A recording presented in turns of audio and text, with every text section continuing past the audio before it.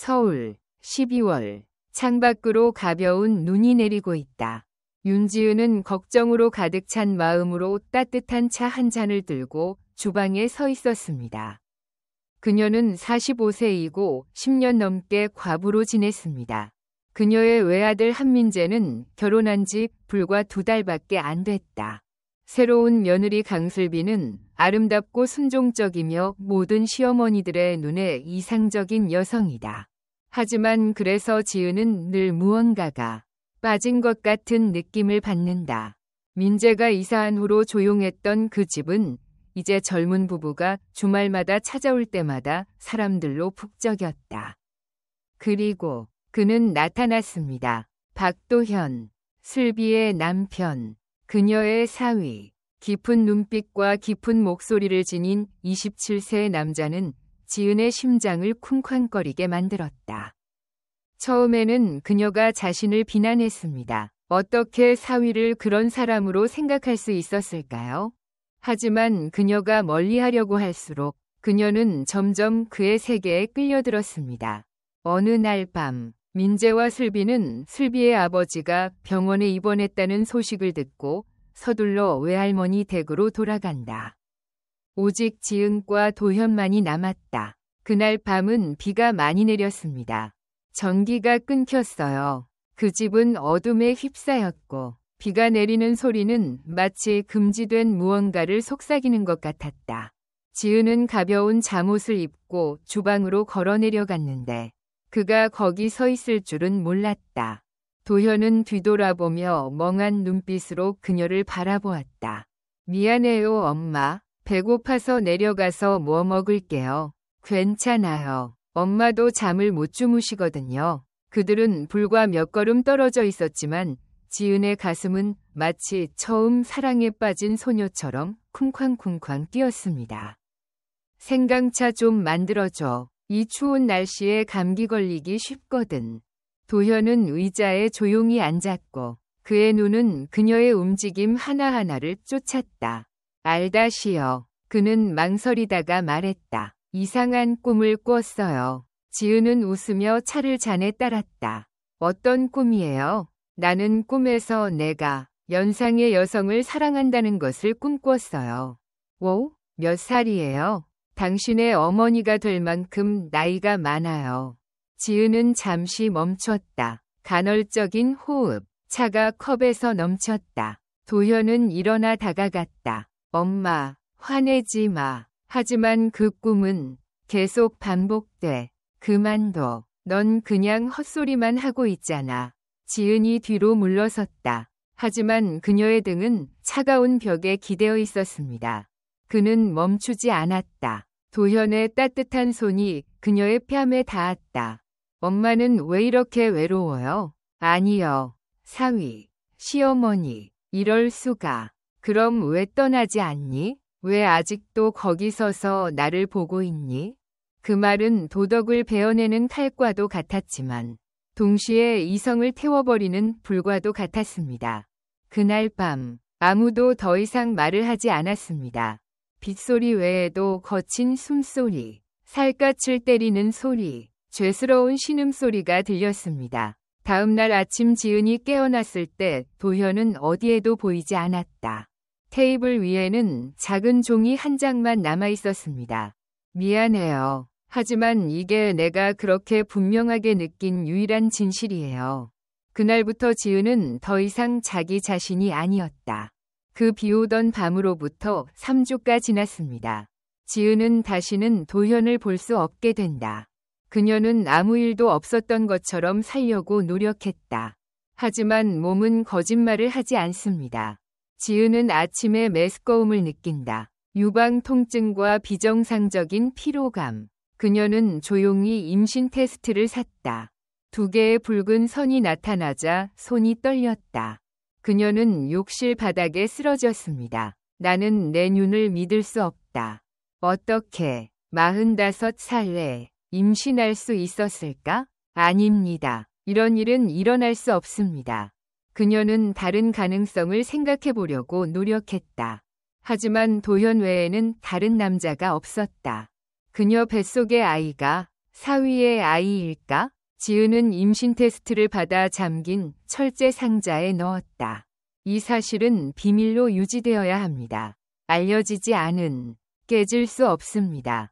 하지만 밝힐 수는 없습니다. 그 악순환은 지은을 매일 괴롭힌다.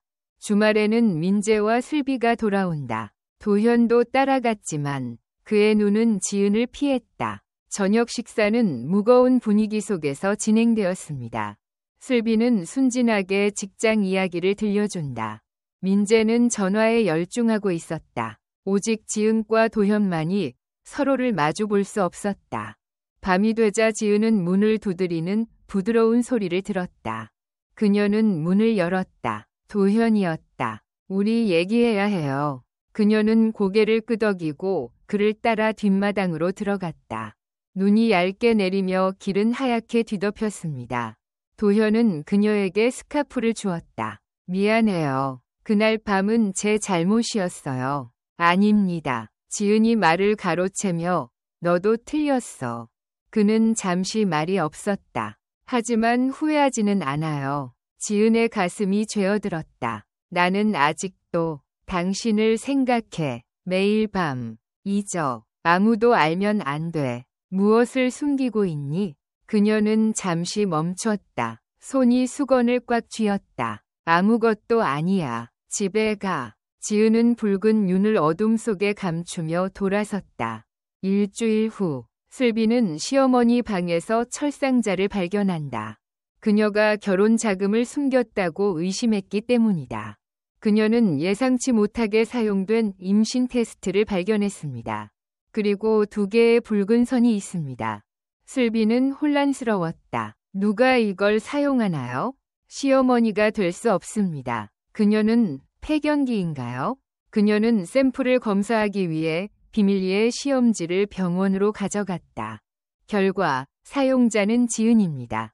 슬비는 깜짝 놀랐다. 시어머니께서 왜 임신하셨어요? 그녀의 마음에 끔찍한 생각이 스쳐 지나갔다. 도현? 안 돼요. 하지만 그녀의 머릿속에서 조각들이 맞춰지기 시작했습니다. 지은과 도현이 서로의 눈을 피하는 모습. 주말마다 집안의 이상한 분위기가 감돈다. 남편이 시어머니에 대해 언급할 때마다 어색해하는 모습. 그날 밤, 슬비는 마주하기로 결심했습니다. 그녀는 시어머니 댁 문 앞에 서서 큰 소리로 두드렸습니다. 지은은 문을 열고 창백한 얼굴의 며느리를 보고 깜짝 놀랐다. 얘기할 게 있어요. 무슨 일이야? 슬비는 임신 테스트를 내밀었다. 엄마 이거 당신 거예요? 지은은 말이 없었다. 누구의 아기인가요? 그 질문은 마치 그녀의 가슴을 찌르는 칼처럼 울려 퍼졌습니다. 그건 당신이 상관할 일이 아니야. 지은이 떨리는 목소리로 대답했다. 아무 관계 없어? 내 남편을 임신한 거 맞지? 지은은 의자에 주저앉았다. 더 이상 부인할 수 없습니다. 모든 것이 무너졌습니다. 민재가 돌아왔을 때 그의 아내가 비명을 지르는 소리가 들렸다. 그는 그 이야기를 다 듣고 말문을 잃었다. 나는 내 귀를 믿을 수 없다. 엄마, 도현이랑? 안 돼. 지은은 눈물을 터뜨렸다. 그녀는 아들과 며느리에게 사과했다. 딱 한 번만. 난 예상치 못했어. 도현은 고통이 가득한 눈으로 그 자리에 서 있었다. 민재야, 때려도 돼. 내가 그럴 자격이 있어. 민재는 손을 들어 올렸다가 다시 내리쳤다. 이것은 범죄입니다. 그는 집을 혼란에 빠뜨리고 떠났다. 슬비는 이혼을 요구한다. 도현은 아무 말도 하지 않고 단지 서류에 서명만 했다. 민재는 엄마와의 연락을 끊는다. 지은 씨는 혼자 살고 있으며 그녀의 태아는 매일 자라고 있다. 하준을 낳은 후 지은은 새로운 삶에 더 적응하기 시작한다. 그녀의 작은 레스토랑은 특히 여름철에 점점 더 붐빈다. 하지만 밤에는 그녀는 종종 악몽에 시달린다. 그녀는 꿈에서 도현이 후회 어린 눈으로 자신 앞에 서 있는 것을 보았다. 이제 뭐해요? 그는 말했다. 우리는 다시는 만날 수 없겠지? 지은은 차가운 땀을 흘리며 심장이 쿵쾅거리며 깨어났다. 그럴 때마다 그녀는 다시 잠들기 위해 진정제를 먹어야 했습니다. 그녀는 날이 갈수록 더 피곤함을 느꼈습니다. 지은이는 겉으로는 웃으며 손님에게 서비스를 제공하지만 그녀의 마음은 언제나 공허하다. 그것은 돌이킬 수 없는 선택에 따른 고통이다. 8월이 어느 날 여름이 지나가기 시작했을 때 예상치 못한 일이 일어났습니다. 민재가 등장한다. 그는 통보도 하지 않고 편지도 보내지 않고 그냥 어머니가 운영하는 식당으로 왔습니다. 지은은 아들이 문 밖에 꽃다발을 들고 서 있는 것을 보았다. 그녀의 가슴이 죄어들었다. 민재는 더 이상 어린 소년이 아닙니다. 그는 이제 어른이 되었습니다. 엄마. 그는 쉰 목소리로 말을 시작했습니다. 보고 싶어요. 지은은 말문이 막혔다. 그녀는 그저 고개를 끄덕이며 민재를 안으로 안내했다. 서로 마주 앉은 어머니와 딸 사이에는 무거운 분위기가 감돌았다. 민재는 오랫동안 망설였다. 나는 당신이 더 이상 그 고통 속에서 살기를 원하지 않습니다. 나는 당신을 용서합니다. 지은은 숨이 막혔다. 나 알아요. 엄마. 과거는 지울 수 없어요. 하지만 계속 미워하고 싶지 않아요. 엄마는 제 엄마잖아요. 민재는 그녀를 보지 않고 여전히 어린 시절의 힘겨운 상처가 남아있는 자신의 손을 바라보았다. 엄마, 저는 도현이의 처지를 받아들일 수 없지만 이렇게 원망하며 살 수는 없어요. 지은은 아무 말도 못하고 입술을 깨물었다. 그럼 당신은 자신을 용서할 수 있나요? 민재가 고통스러운 눈으로 물었다. 그녀는 어떻게 대답해야 할지 모르고 침묵했다. 이 질문은 그녀를 당황하게 만들었다. 어머니로서 그녀는 아들을 다치게 하고 싶지 않았습니다. 하지만 진실을 직시하고 보면 이미 그녀가 그것을 고치기에는 너무 늦었을 것이다. 일주일 후 지은이 다시 평범한 삶을 살 수 있을 것이라 생각하던 그때 갑자기 도현이 나타난다. 그는 레스토랑 밖에 서서 유리문으로 안을 들여다보았습니다. 지은의 심장이 다시 쿵쾅거렸다. 그녀는 그를 본 지 오랜 시간이 흘렀다는 걸 알고 있었지만 왜 지금인가?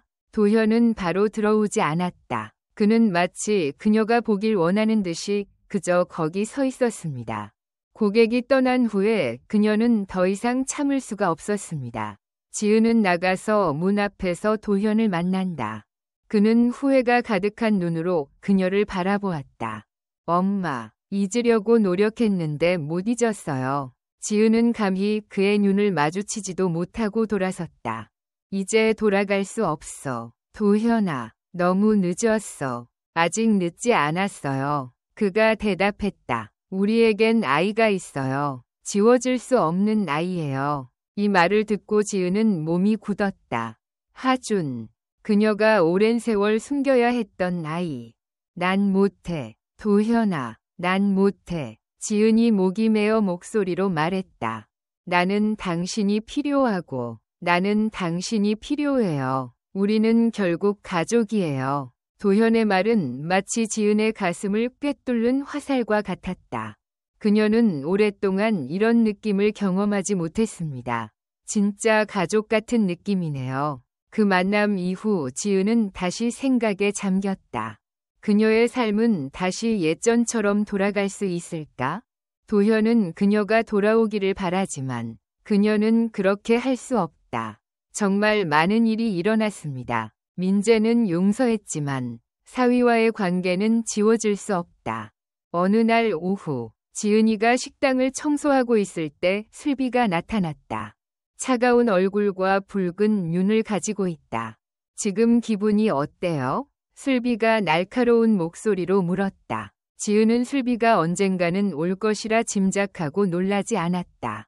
이건 더 이상 말할 수가 없어요. 말할 필요 없어요. 그냥 당신이 어떤 이유에서든 우리 가족을 파괴했다는 걸 알아주셨으면 좋겠어요. 슬비가 비웃었다. 그 사람 내 애 아니야. 시어머니와 며느리가 연인일 리가 없지. 지은은 슬비의 눈을 들여다보며 형언할 수 없는 가슴 아픔을 느꼈다.